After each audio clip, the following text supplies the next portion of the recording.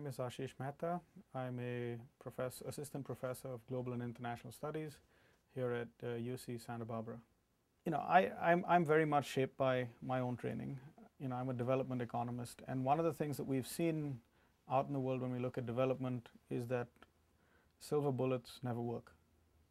So if silver bullets never work, then what does? Well, what does is solutions that are crafted to local conditions. The reason that this has to be the case is because we don't yet have a coherent single theory of development that applies everywhere. So if you've got to have focused policies that vary depending on the landscape, the first thing you've really got to have is a very, very clear sense of what's happening on the ground.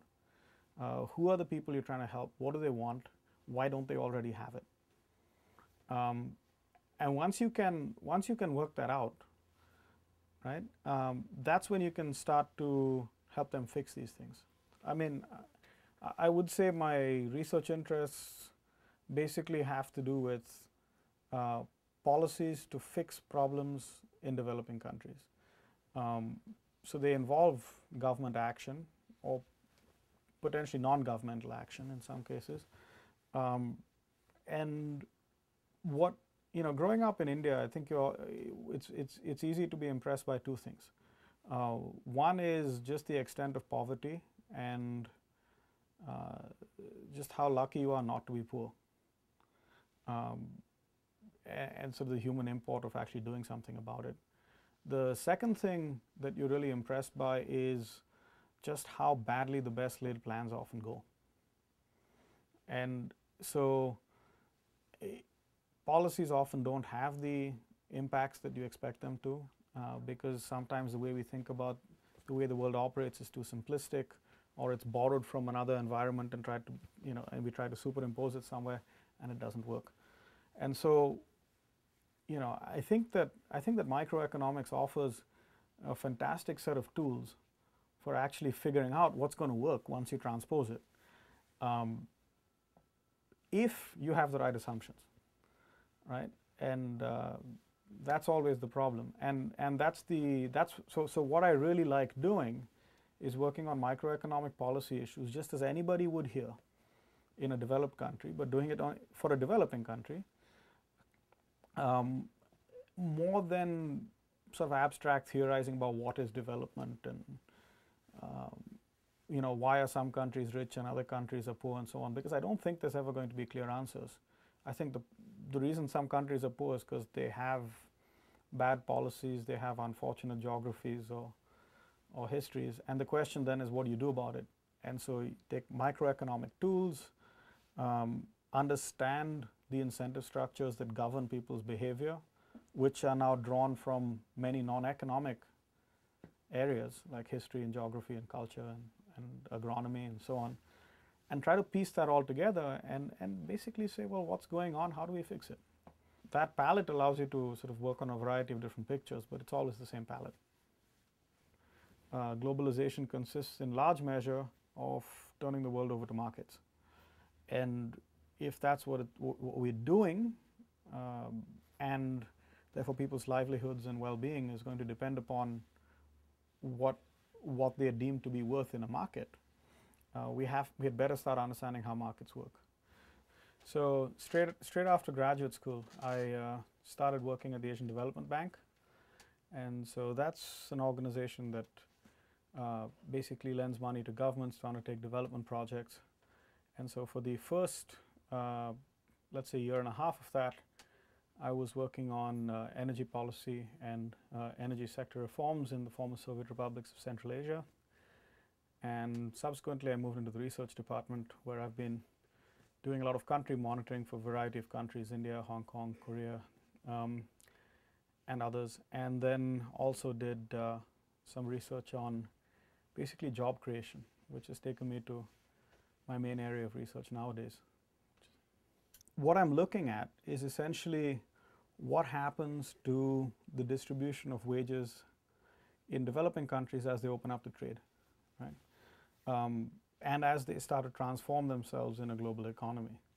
And so what I'm looking at is, well, what kinds of jobs end up being created, and what are the implications of these job creation patterns for wages, and particularly how wages sort of fracture across the distribution of education. So, what happens to the wages of people with college degrees versus people without college degrees, and how does all this play out as countries open up and transform? Well, I have parallel interests. I really value the clarity of thought that you can only get in academics. When I spent time in the field, I was constantly inundated with ideas, with problems that governments face, that people working on behalf of governments or trying to work with governments face. And so you really, when you're out in the field, you have a sense of what's happening. You sort of have the pulse of the economy and what the problems are, wherever it is you are. So you know what questions to ask.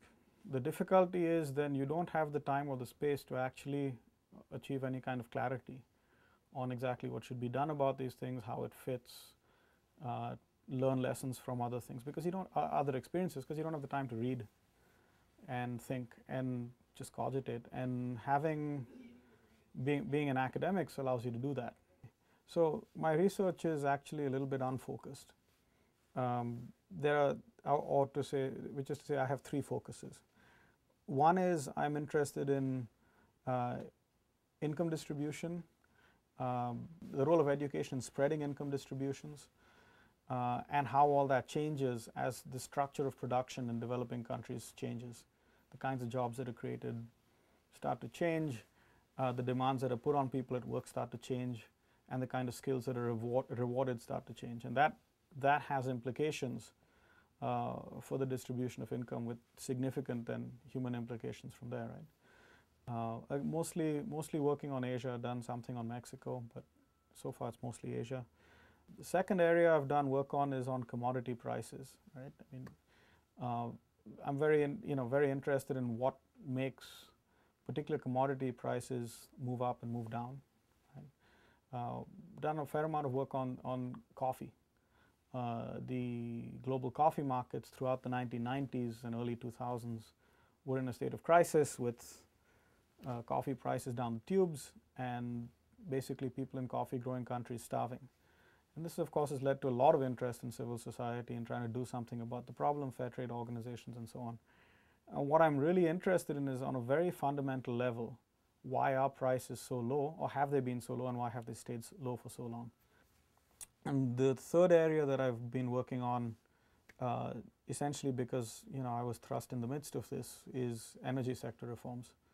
And so I've done work on 5 former Soviet republics in Mongolia and the Philippines. So I try to keep an eye on what's going on there, and how attempts to